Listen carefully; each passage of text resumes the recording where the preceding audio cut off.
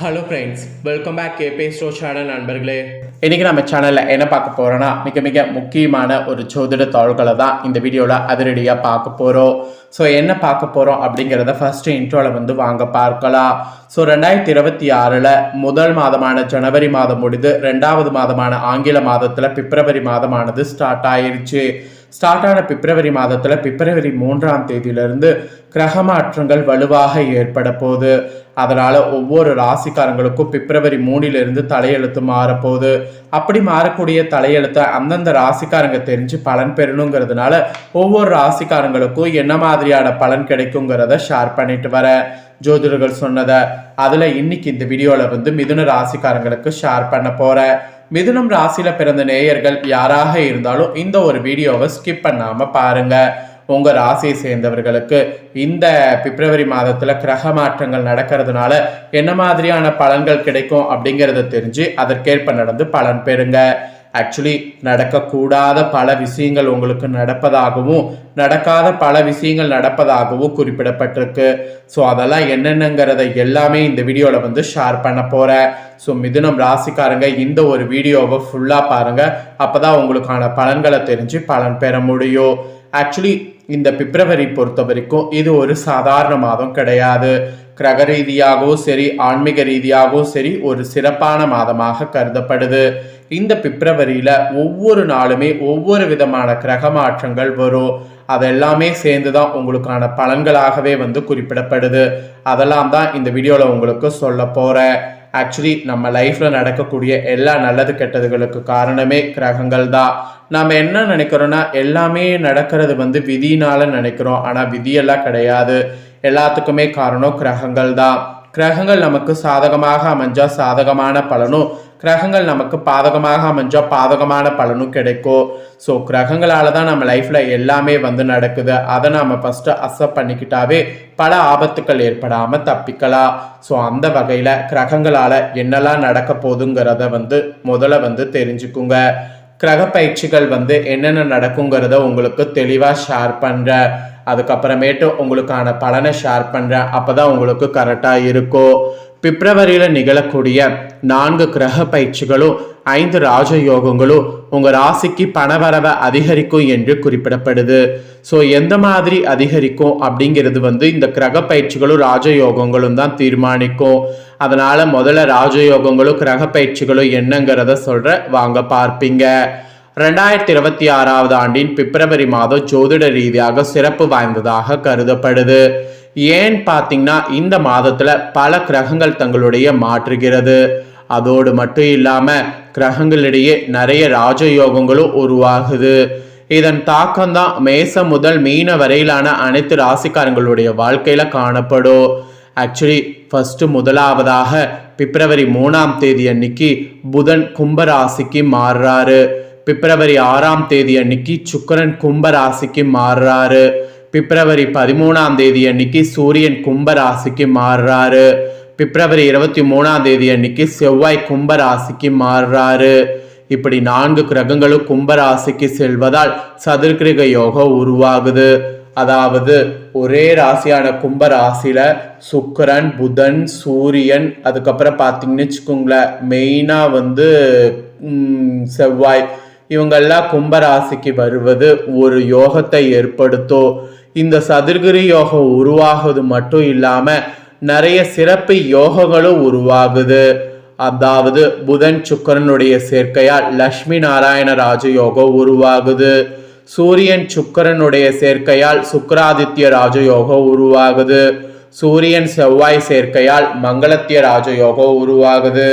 சூரியன் புதனுடைய சேர்க்கையால் புதத்திய ராஜயோகம் உருவாகுது. இந்த மாதிரியும் யோகங்கள் உருவாகுது. இப்படி உருவாகக்கூடிய யோகங்களுடைய தாக்கத்தால தான் சில ராசிக்காரங்களுக்கு செல்வாக்கு அதிகரிக்கும், அதிர்ஷ்டம் பிரகாசிக்கும், நிதிநிலையில நல்ல உயர்வு ஏற்படும், வெற்றிகள் கூட குவியும், முன்னேற்றத்திற்கான வாய்ப்புகளும் தேடி வரும். இப்போது இந்த பிப்ரவரி 2026 3ஆம் தேதிக்கு நடக்கக்கூடிய கிரக பயிற்சிகள் மற்றும் ராஜயோகங்களால் அதிர்ஷ்டம் பெறக்கூடிய உங்களுக்கு என்ன மாதிரியான அதிர்ஷ்டங்கள்லாம் இருக்கோ அதை எப்படி நீங்க தக்க வைத்துக் கொள்ளணும் அப்படிங்கிறத உங்களுக்கு சொல்ல போறேன். அதை தெளிவா இந்த வீடியோல உங்களுக்கான பலனை பார்த்து தெரிஞ்சுக்க. இவ்வளோ நேரம் கிரக பயிற்சிகள் என்ன ராஜயோகங்கள் உருவாகுங்கிறத சொல்லிட்டேன். இப்போ மிதுன ராசிக்காரங்களுக்கு வரப்போகக்கூடிய அதிர்ஷ்டமும் பணவரவு கொட்ட போகிற விஷயங்களையும் சொல்ல போற. வாங்க அதெல்லாம் இந்த வீடியோவில் தெரிஞ்சுக்குவீங்க. புத்தாண்டுல 2ஆம் மாதமான பிப்ரவரி மாதம் பிறந்துருச்சு. இந்த மாதத்துல மிதுனம் ராசிக்காரங்க உங்களுக்கு கிடைக்கக்கூடிய பலன்கள், பரிகாரங்கள், வழிபட வேண்டிய தெய்வங்கள், கவனமாக இருக்க வேண்டிய விஷயங்கள் குறித்து பார்க்க போறோம். ஸோ 9 கிரகங்களும் குறிப்பிட்ட கால இடைவெளியில பயிற்சியாவது வழக்கம். இந்த கிரக மாற்றமான 12 ராசிகள்லையுமே அதன் தாக்கத்தை ஏற்படுத்தும். சில ராசிக்காரங்களுக்கு மெயினா பார்த்தீங்கன்னு வச்சுக்கோங்களேன், சுப பலன்களையும் சில ராசிக்காரங்களுக்கு அசுப பலன்களையும் கொடுக்கும். இந்த பிப்ரவரி மாதத்துல குரு பகவான் மிதுன ராசியில இருக்க போகிறார். சந்திரன் தன்னுடைய கடக ராசியில ஆட்சி வீட்டில் அமர்கிறார். சொந்த வீட்டில் ஆரம்பித்து சொந்த வீட்டிலே இந்த மாதத்தை நிறைவு செய்ய போகிறார்.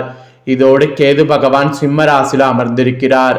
சூரிய, சுக்கிரன், செவ்வாய் ஆகியோர் மகர ராசியில அமர்ந்திருக்கின்றனர். மகரத்துல செவ்வாய் உச்சம் அடைந்திருக்கிறார். கும்பராசியில புதன் பகவானும் செவ்வாய் பகவானும் அமர்ந்திருக்கின்றனர். மீனத்துல சனி பகவான் அமர்ந்திருக்கிறார். அந்த வகையில இந்த பிப்ரவரி மாதத்துல உங்க ராசிக்காரங்களுக்கு கிடைக்கக்கூடிய பலன்கள் குறித்து இப்ப பார்க்க போறோம். ஸோ என்ன பலன்கள் அப்படிங்கிறத தெளிவா தெரிஞ்சுக்குங்க.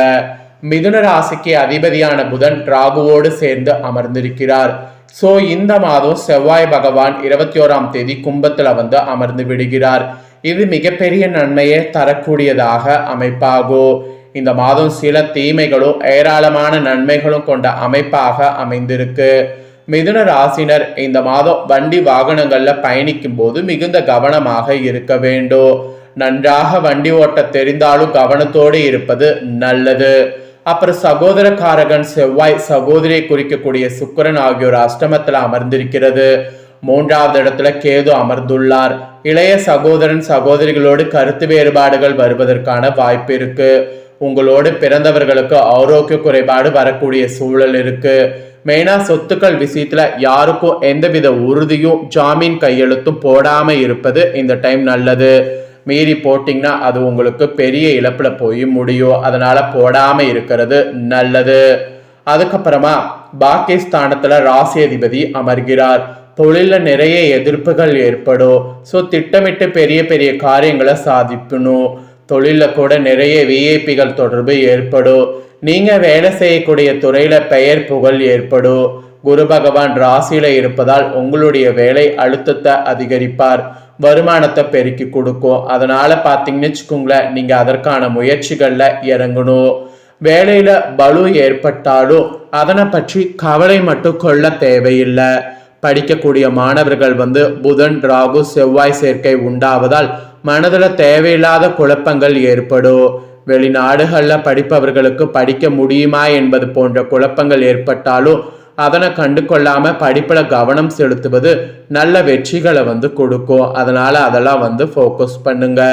அப்புறம் 10ல இருக்கக்கூடிய சனி பகவான் வேலை வாய்ப்புல பிரச்சனை நெருக்கடியை கொடுத்தாலும் குரு பகவான் 2வது இடத்துக்கு வரும்போது எல்லா விஷயங்களுமே சரியாகும். ஸோ முருகப்பெருமான வழிபாடு செய்வது உங்களுக்கு அனுகூலத்தை தரும். சண்முக கவசத்தை தினந்தோறும் படிப்பது கேட்பது உங்களுக்கு ஏற்றத்தை தரும்.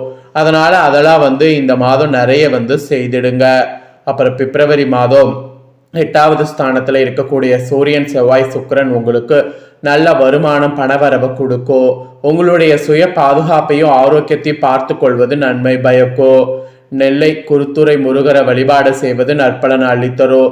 இல்லைன்னா பக்கத்துல முருகர் வழிபாடு செய்தாலும் நற்பலன் அள்ளித்தரும். ஸோ பக்கத்துல ஏதாவது முருகன் கோவில் இருந்தா அந்த முருகனை போய் தரிசனம் பண்ணுங்க. ஸோ பக்கத்திலேயே முருகரை தரிசனம் பண்ணாலும் நல்லதுதான். இல்லை நான் சொன்ன அந்த கோவில்ல போய் தரிசனம் பண்ணாலும் நல்லதுதான். ஆனா முருகரை தரிசனம் பண்ணாம மட்டும் இருக்கக்கூடாது. அதுதான் மெயினா உங்களுக்கு சொல்ல வர. ஸோ இதெல்லாம் தாங்க உங்களுக்கு கிடைக்கக்கூடிய பலன்கள். ஸோ கிடைக்கக்கூடிய பலன்களை நீங்கள் இந்த வீடியோ பார்த்து தெரிஞ்சு பயனடைகிறது போல் உங்கள் ஃப்ரெண்ட்ஸ் ஃபேமிலியில் இருக்கிறவங்களும் வீடியோ பார்த்து பயன்பெறணும் அப்படின்னு நினச்சிங்கன்னா வீடியோ லைக் பண்ணி உங்கள் ஃப்ரெண்ட்ஸ் ஃபேமிலிக்கு ஷேர் பண்ணுங்கள். ஏன் நான் சொல்கிறேன்னா, உங்கள் ஃப்ரெண்ட்ஸ் ஃபேமிலியில் இருக்கிறவங்களும் உங்களை போல் மிதுன ராசிக்காரங்களாக இருந்தாங்கன்னா இந்த தாள்களை தெரிஞ்சு அவங்களும் இதற்கேற்ப நடந்து பலன் பெறட்டும். அதனால் வீடியோ லைக் பண்ணி உங்கள் ஃப்ரெண்ட்ஸ் ஃபேமிலிக்கு ஷேர் பண்ணுங்கள். நெக்ஸ்ட் இதே போல நம்ம சேனல்ல நிறைய அப்டேட்டான வீடியோ வரும். அதையெல்லாமே உடனுக்குடனே தெரிந்து கொள்ள மறக்காம நம்ம சேனலை சப்ஸ்கிரைப் பண்ணுங்க. கூட பெல் பண்ண பிரஸ் பண்ணுங்க. ஃபர்ஸ்ட் டைம் பார்க்குறவங்க சப்ஸ்கிரைப் பண்ணலனா சப்ஸ்கிரைப் பண்ணி பெல் பண்ண ப்ரெஸ் பண்ணிட்டீங்கன்னா இனி நான் போகிற மற்ற அப்டேட்டான எல்லா வீடியோஸும் உடனுக்குடனே தெரிந்து கொள்ளலாம். சப்ஸ்கிரைப் பண்ணி பெல் பண்ண ப்ரெஸ் பண்ணுங்க. அப்புறம் உங்களுக்கு வேற ஏதாவது டவுட் இருந்தாலும் கண்டிப்பாக வந்து கமெண்ட்ல கேளுங்க. உங்களுக்கான டவுட்டை நெக்ஸ்ட் வரக்கூடிய இதில் கூட நான் கிளியர் பண்ணுறேன். எந்த டவுட் இருந்தாலும் கமெண்ட்ல கேளுங்க. வேற ஒரு வீடியோவில் சந்திக்கிறேன். நன்றி, வணக்கம்.